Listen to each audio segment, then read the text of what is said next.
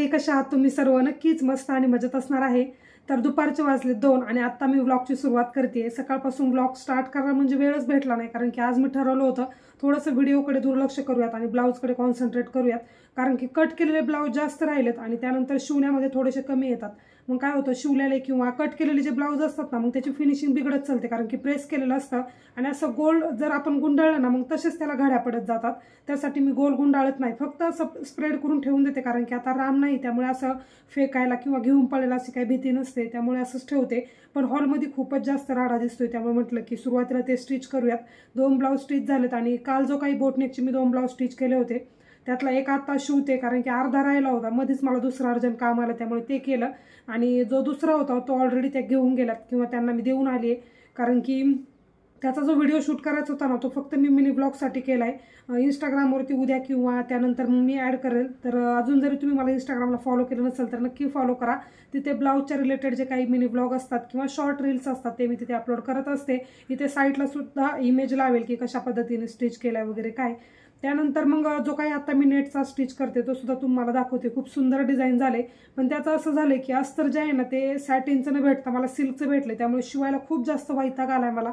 तरीसुद्धा मी चालले हळूहळू, कारण की फिनिशिंगच व्यवस्थित बसत नाही. सुईसुद्धा म्हणजे जो काही धागा आहे ना त्या सुईमधून सारखा निघतोय, कारण की सिल्कच्या धाग्यावरती काय होतं, चुन्या जास्त दिसतात. मग सारखं प्रेस करा, शिवा, सारखं उडबत चालू आहे माझी. प्रेस करते त्यानंतर थोडंफार शिवते, तर असं चालू आहे. थोडीफार दमली होते तर केस वगैरे विंचरून आता जस्ट बसले, तर म्हटलं चला निवांत बसूनच व्हिडिओची सुरुवात करूयात. दुपारचं जेवण करायचे. जेवणामध्ये मी बनवणार आहे आता फक्त सिंपल डाळ भात, म्हणजे कुकर इकडे लावला की तिकडे माझं काम चालू राहील आणि डाळ शिजली की मग पटकन फोडणीला टाकता येईल वरण. तर थोडंसं माझ्याकरताच बनवते, कारण की यांना डाळ भात आवडत नाही आणि उरला तर त्याचा काही उपयोग होणार नाही. तर खूप जास्त बोलले, आता मेन मुद्द्याकडे येऊयात. तर मी जाणार आहे रामला भेटायला, म्हणजेच माझ्या माहेरी. मम्मी पप्पांकडे जाणार आहे उद्या. उद्या आहे संडे, आज सॅटर्डेला मी व्लॉग शूट करते. उद्या जर संडेला जर पॉसिबल झालं तर नक्कीच अपलोड करेल, कारण की संडेला मी व्लॉग टाकत नाही शक्यतो तरी. पण पाहूयात आता उद्या कसं होतंय काय. तर येणाऱ्या व्लॉगमध्ये रामला सुद्धा तुम्हाला पाहायला भेटेल. तर उद्या मी रामला काही घेऊन येणार नाही, कारण की तसं थोडंसं मला एक जास्तीचं काम आहे. काय ते तुम्हाला येणाऱ्या ब्लॉगमध्ये पुढे व्हिडिओमध्ये कळेलच. त्यासोबत मला थोडंसं माझं जे काम आहे ना ते खूप जास्त पेंडिंग आहे, त्यामुळे रामला मला उद्या संडेला तर काय आणता येणार नाही.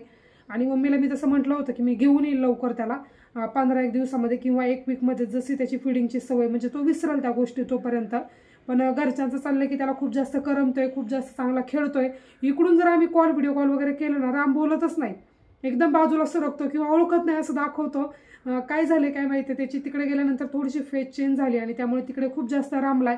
आणि इतके सगळेजण जीव लावतात ना त्याला, तर त्याला मला असं वाटत नाही की इकडे येतोय की नाही माझ्यासोबत. आणि येताना सुद्धा मला खूप जास्त डिफिकल्ट होणार आहे हार्ड येताना, कारण की काय होतंय, जसं मी असं निवांत बसले ना मोबाईल वगैरे पाहते किंवा काही रेसिपी नवीन बनवते, त्यावेळेस रामची मला आठवण येते, कारण की सारखा मग मागे एरझारा घालत राहायचा स्वयंपाक वगैरे करताना.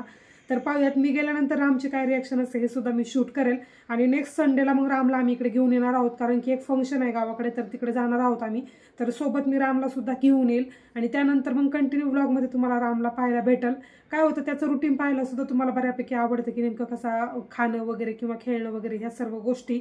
तर चला खूप जास्त बोलले, आता जो काही ब्लाऊज स्टिच केलाय तो मी तुम्हाला दाखवते की कशा पद्धतीने स्टिच केलाय. त्यानंतर मग आपला जो काही व्लॉग आहे तो कंटिन्यू करूयात. वाघोलीमध्ये सुद्धा जायचं आहे, ॲक्च्युली माझं काम नाही, एक ताई आहेत त्यांचं काम आहे, तर त्यांच्या कामासाठीच मी जाणार आहे. तर जर ब्लाऊजचं काही आणायचं असेल तर ते सुद्धा मी पाहते आणि त्यानंतर मग ते काढून घेते. त्यासोबत आता जो काही ब्लाऊज आहे तो स्टिच करायचं काम चालू आहे. जो काही ग्रे कलरचा ब्लाऊज मी तुम्हाला काल दाखवलं होतं ना, तो देवपूजा आज मी केलीच नाही, माझ्या लक्षातच नाही काय झालं. सकाळी हेअर वॉश वगैरे केला आणि त्यानंतर थोडंसं बाहेर गेले, म्हणजे अस्तरचं काम करण्यासाठी. ते ब्लाऊज मला संध्याकाळी द्यायचं आहे त्यांना. जे फॅब्रिक मी तुम्हाला म्हटलं होतं ना की त्यांचा ब्लाऊज हे झाला आहे, त्यांना सोमवारी पाहिजे, तर तेच फॅब्रिक आणायला खाली गेले आणि आल्यानंतर पूजेचं एकदम विसरूनच गेले. तर आता पूजा करून घेते. दुपारचे 2 वाजलेत, पण तरीसुद्धा असं वाटतं की चला काहीतरी चुकल्यासारखं वाटतंय. आणि ज्या दिवशी हेअर वॉश वगैरे करेन ना त्या दिवशी पूजा करायला खूप जास्त छान वाटतं, एनर्जेटिक किंवा पॉवरफुल वाटतं दिवसभर, एकदम छान वाटतं हेअर वॉश वगैरे केल्यानंतर. तर चला आता डाळ भात जो काय तो पण बनवते आणि पूजा पण साईड बाय साईड करून घेते. काम करण्याची जर इच्छा असेल ना तिथे आपल्याला मार्ग लगेच भेटतो, पण काम करायचं नसेल ना तर त्यावेळेस आपण काहीतरी बहाणे सापडतो किंवा काहीतरी वेगळं करण्याची आपली इच्छा होते. आता ब्लाऊज तर शिवायचा होता, पण थोडासा कंटाळा आल्यामुळे मग मी इथे नेल्स कट करायला घेतले होते.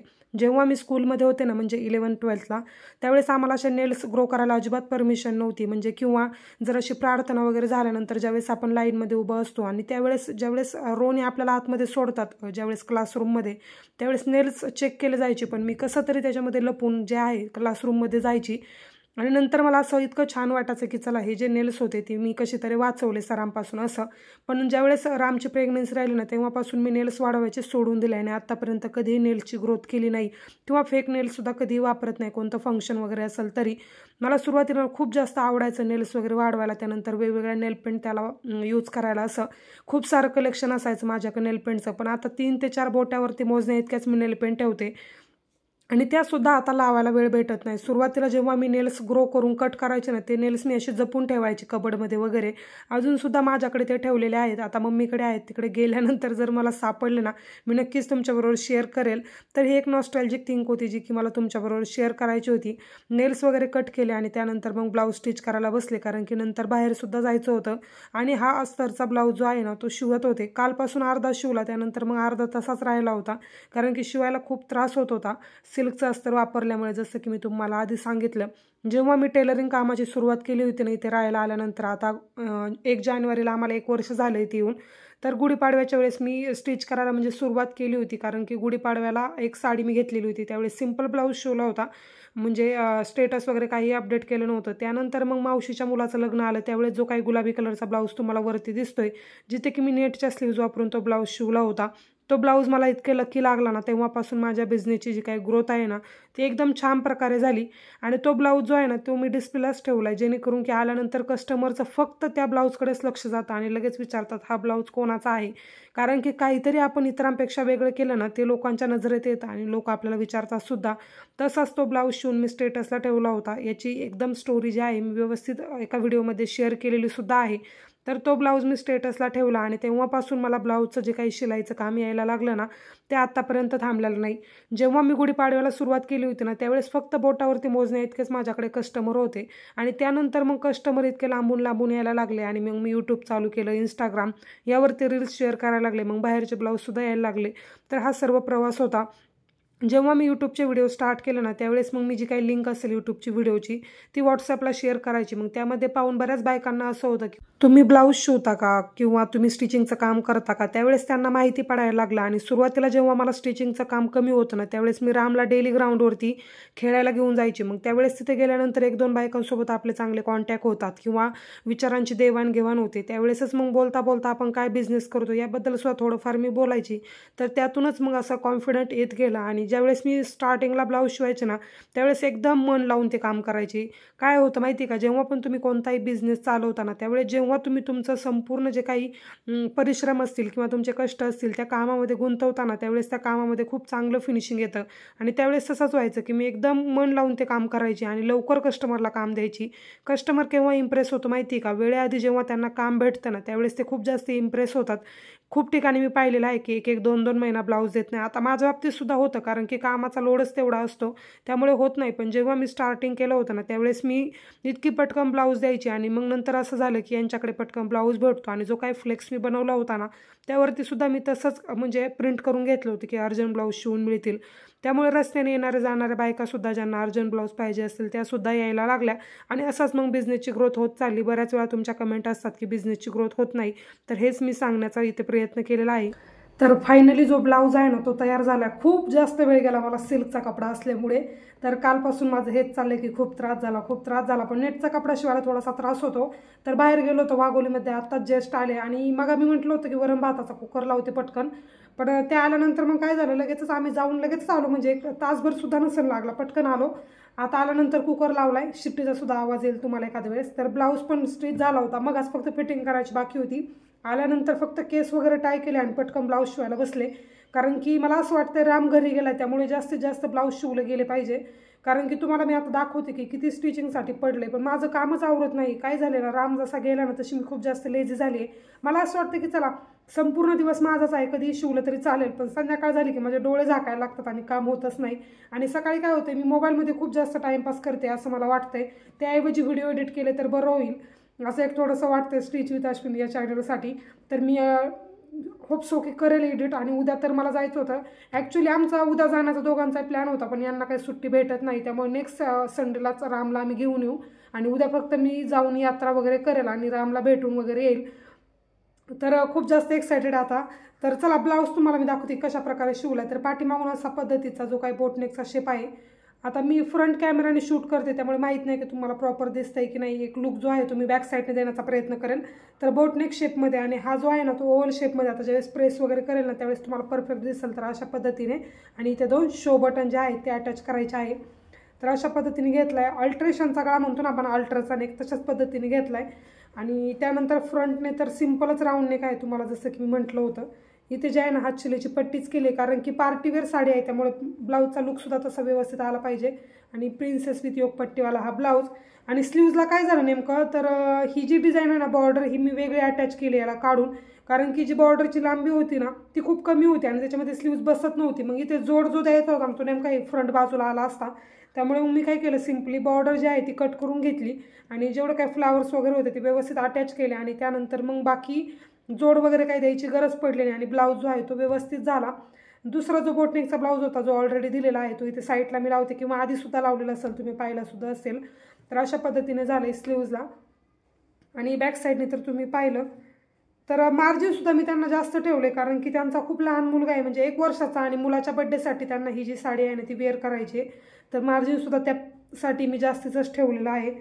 आता पाहूया, त्यांना बोलावं लागेल आणि आज संध्याकाळीच बोलवलेलं मी, कारण की उद्या मला जायचं आहे आणि सोमवारी मी येणार आहे. त्यांच्या मुलाचा बड्डे उशिरा आहे बहुतेक तरी, पण त्यांना काय आहे ना गावाला बड्डे करायचं, म्हणजे गावाला जायचं, तर त्यासाठी त्यांना ब्लाऊज दिलेला बरा पडेल.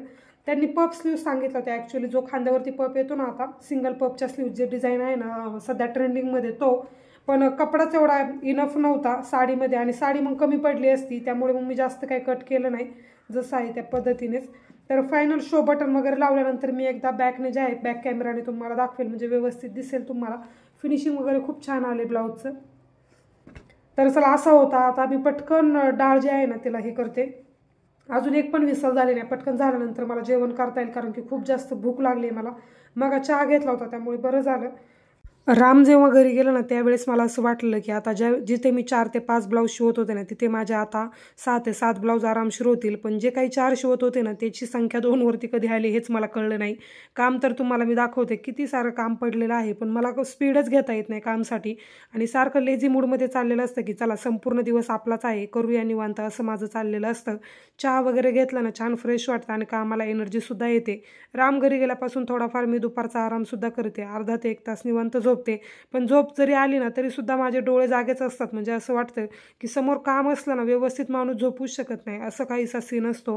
कामाची जबाबदारी जर असली ना आणि कामसुद्धा तर दुसऱ्या किंवा तिसऱ्या दिवशी जरी कस्टमरला द्यायचं असलं ना तरी आपल्या मनामध्ये तेच चाललेलं असतं की उद्या तो ब्लाऊज द्यायचा आहे, तर ते काम झालंच असतं. झोपायला जरी गेलं ना तरी निवांत झोप येत नाही.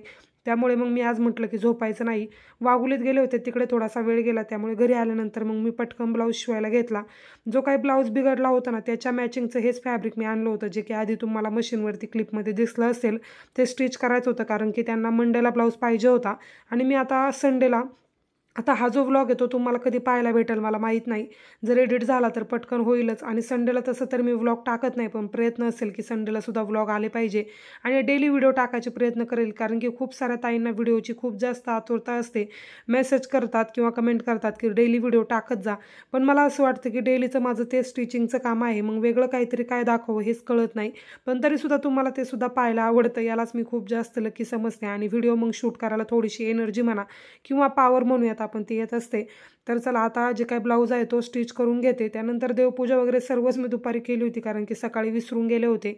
त्यानंतर मग संध्याकाळचा स्वयंपाक आणि बाकीचं रुटीन तर काय ॲज युजल मी तुम्हाला दाखवलेलंच आहे इव्हिनिंगचं रुटीन कसं असतं. नेक्स्ट येणारा व्हिडिओ जो आहे तो मी रामला भेटायला गेल्यानंतर गावाकडचा 1 दिवसाचा तो व्हिडिओ येईल कारण की रिटर्न मी येणार आहे त्याच दिवशी सेम डेला, कारण की दुसऱ्या दिवशी नंतर मला कामसुद्धा आहे.